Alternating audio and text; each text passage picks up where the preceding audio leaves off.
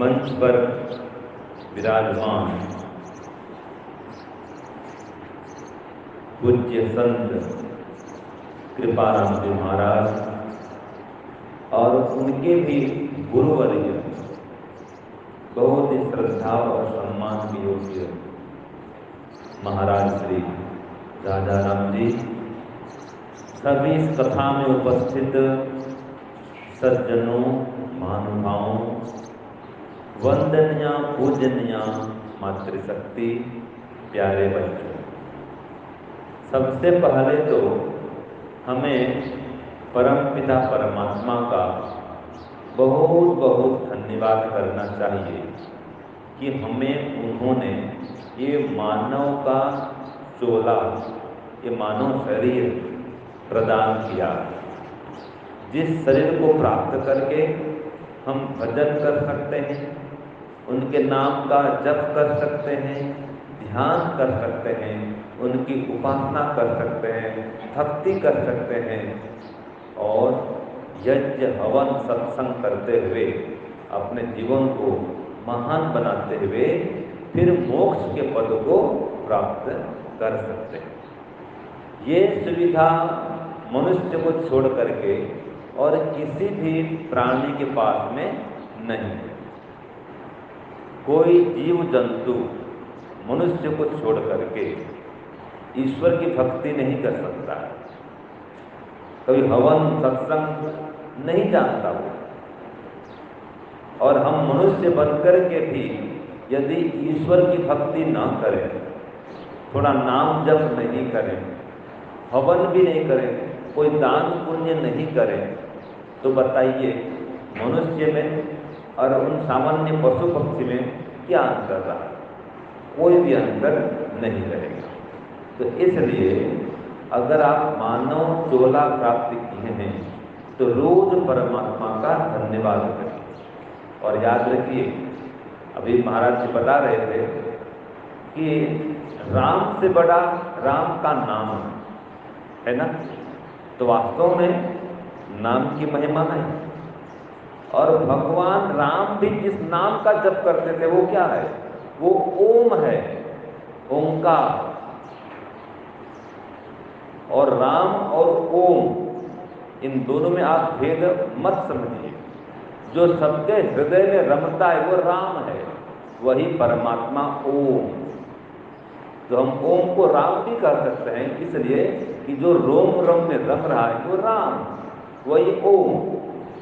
वेद में ओम कहा गया है, ओम क्रतो स्मरण, हे मनुष्यों तुम ओम का स्मरण करो। और ये ओम जो है परमात्मा का मुख्य नाम है, निज नाम है, जो वेद में बता दिया गया है। और भगवान कृष्ण भी कहते हैं ओम इति एकाक्षरम ब्रह्म व्याहरन् मामनुस्मरन् यः प्रयाति त्यजं देहि स याति परमां गतिम्। ये ओम रूपी एक अक्षर ब्रह्म का जो जप करता है, स्मरण करता है, वह शरीर को छोड़ने के पश्चात परम गति को प्राप्त करता है। तो ओम नाम में ईश्वर के सभी नाम जितने भी और हैं, ब्रह्मा विष्णु शिव शंकर गणपति, अनेक नाम परमात्मा के, जैसे जैसे गुण कर्म स्वभाव हैं वैसे वैसे नाम भी अनेक है परमात्मा के। वेद में कहा है एकम सद विप्रा बहुधा वदंती। ईश्वर एक ही है, लेकिन उसको विद्वान गण अनेक नाम से पुकारते हैं। कोई राम भी कहता है, जो रोम रोम में रम रहा है तो राम कह सकते हैं। और वेद में ओम कहा है, दर्शन में कहा है तस्य वाचक प्रणवः। योग दर्शन में क्या कहा? प्रणव। प्रणव माने ओम। कहा गया उपनिषद में उद्गीत माने ओंकार। तो देखिए ओंकार के नाम में कोई झगड़ा नहीं है। जो सिख भाई हैं, सिख मतलब पंजाबी बोलते, पंजाबी पगड़ी बांधते हैं, सिख भाई पंजाबी करते सरदार, वो भी ओंकार सतनाम का जप करते हैं। एक बार मैं गया था ईटानगर, वो राजधानी है अरुणाचल की, तो वहाँ पर गया, उनके जो पूजा स्थल हैं बौद्धों के, बौद्ध मठ जो होते हैं, तो वहाँ एक महाराज जी जप कर रहे थे। जैसे कि कहा महाराज जी ने, समझे ने कि माला जप करना चाहिए, ओम का जप करें, गायत्री में जप करें, और परमात्मा के और भी अनेक नाम हैं, तो नाम जप करना चाहिए। वो भी जप कर रहे थे, और मैं भी पंडित के देश में था उस समय। तो गया, उनको पूछा महाराज जी आप क्या जप कर रहे हैं? तो उन्होंने कहा हम तो ऐसे बोलते तो नहीं है सबको प्रकट रूप में, लेकिन आप महाराज हैं तो मैं आपको बता रहा हूँ, मैं जप करता हूँ ओम मणि पद्मे ओम। उनका मंत्र था ओम मणि पद्मे ओम। ये मंत्र बौद्धों का है, वहाँ भी देखो ओम पहले आ रहा है। और जैन हैं वो क्या जप करते हैं पता है आपको? ओम नमो अरिहंताणम। क्या जप करते हैं वो? ओम नमो अरिहंताणम का जप करते हैं। और नमोकार ही बोले, नमोकार हम ओंकार करते हैं, वो नमोकार करते हैं। ओम नमो अरिहंताणम जैन कहते हैं। जो ईसाई हैं, ईसाई बंधु, ईसाई लोग, वो क्या कहते हैं? God is omnipresent, God is omniscient. Omni omni द्वारा बार बार। और GOD, गॉड बने क्या है? ईश्वर। तो G फॉर जनरेटर माने जो जगत को उत्पन्न करता है, O फॉर ऑपरेटर जो जगत का पालन करता है, और D फॉर डिस्ट्रक्टर जो संसार का विनाश करता है। अब ओम में 3 शब्द हैं, अ उ और म, 3 अक्षर हैं, मतलब अ उ और म। अकार उकार मकार, संसार को बनाना, चलाना, नाश करना, यह काम परमात्मा का है। और वेदों का ज्ञान देना, और हम सब जीवात्माओं को कर्मों का फल देना। तो आप कहते हैं ब्रह्मा विष्णु महेश, वही तो ओंकार है। तो नाम अनेक परमात्मा के, लेकिन परमात्मा एक। तो याद रखिए परमात्मा का मुख्य नाम ओम है। और गीता में, रामायण में, महाभारत में, सभी ग्रंथों में वेद की महिमा का गुणगान क्या है? वेद को सर्वोपरि कहा है। भागवत में भी कहा है, रामायण में, गीता में, महाभारत में, दर्शन में, उपनिषद में, जो भी आप देख लो ग्रंथ, सब में वेद की महिमा सर्वोपरि है। क्यों? भगवान राम भी गुरुकुल में वेद पढ़ते थे, भगवान कृष्ण भी गुरुकुल में वेद पढ़ते थे। वेद तो हमारा मुख्य ग्रंथ है, ईश्वर की वाणी है। और वेद में कहा दिया है कि ओम खम ब्रह्म, परमात्मा आकाश के समान, ओम परमात्मा सर्वत्र व्याप्त है। अच्छा, आपके अंदर परमात्मा है कि नहीं है बताइए? हमारे सबके अंदर परमात्मा है कि नहीं है? हैं। और बाहर है कि नहीं है? हैं। तो हमारे अंदर बाहर इसी ये कथा स्थल में, इसी मंडप में सब जगह परमात्मा भरे हुए हैं, समाये हुए हैं। कोई स्थान उनसे खाली नहीं है।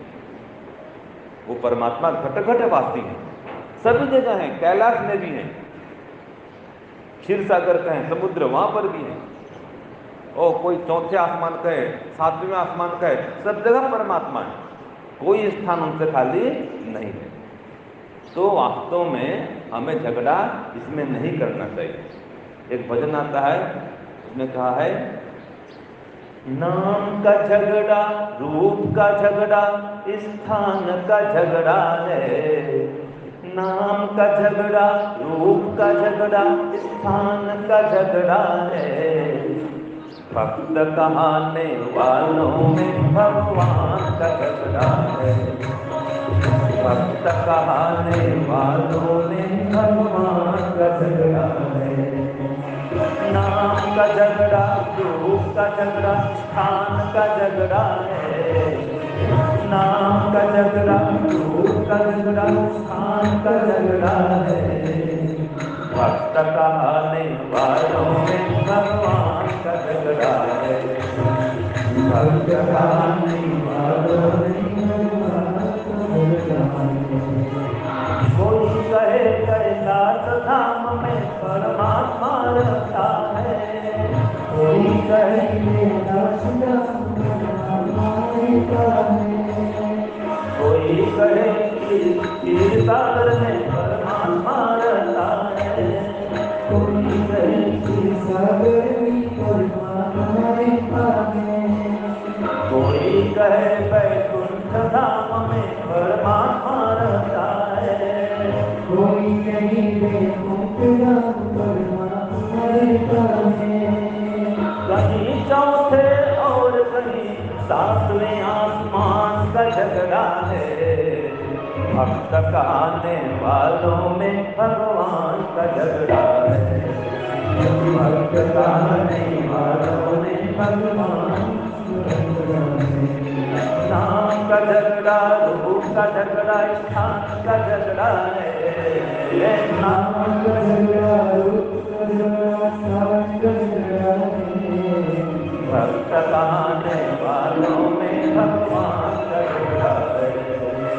भक्त कहाने वालों में भगवान का झगड़ा है। तो सज्जनों, भक्तों में भी झगड़ा हो रहा है। आप देख रहे हैं, धर्म के नाम पर मार काट हो रहा है। लेकिन सच्चाई ये है कि परमात्मा सभी जगह है। कोई वैकुंठ धाम में कहे, कोई कैलाश धाम में कहे, कोई क्षीर सागर में कहे, कोई चौथे आसमान, सातवां आसमान, आसमान के ऊपर आसमान कहे, पाताल कहे, और तलातल कितने बोलते हैं, रसातल कहे, तलातल कहे, जहां भी कहें परमात्मा सभी जगह है। कोई स्थान उनसे खाली नहीं है, और उनके नाम अनेक हैं। आप जिस भी नाम से पुकारो परमात्मा को, वो सुनने को तैयार है। बस नाम का जप होना चाहिए। कलयुग केवल नाम आधारा, सुमिर सुमिर भव उतरहु पार। और वो भी सबसे प्रिय नाम तो वेद के अनुसार बताओ महाराज जी, वेद के अनुसार तो ओम है। क्योंकि देखो, आप ओम कहो, जिसके जीभ कट गए हैं, जीभ भी नहीं है और सारे दांत भी गिर गए हैं, वो भी ओम आराम से बोल सकता है। बाकी जितने भी नाम परमात्मा के, उनको बोलने में जीभ का काम है कि नहीं? दांत का भी काम हो सकता है, जीभ का तो काम पड़ता ही पड़ता है। क्यों? ओम बोलो, आप जीभ को नीचे लगा दो, ओम। जीभ को ऊपर लगाओ तालू में, ओम। जीभ को मत हिलाओ, ओम। जीभ को कहीं रखो, आप ओम बोल सकते हैं। तो परमात्मा का सबसे सहज और सरल और एकदम छोटा नाम और बड़े से बड़ा नाम ओम ही है। और स्वयं भगवान राम भी महाराज, भगवान कृष्ण भी, शंकर भी जो समाधिस्थ अवस्था में ओंकार का जप करते हैं।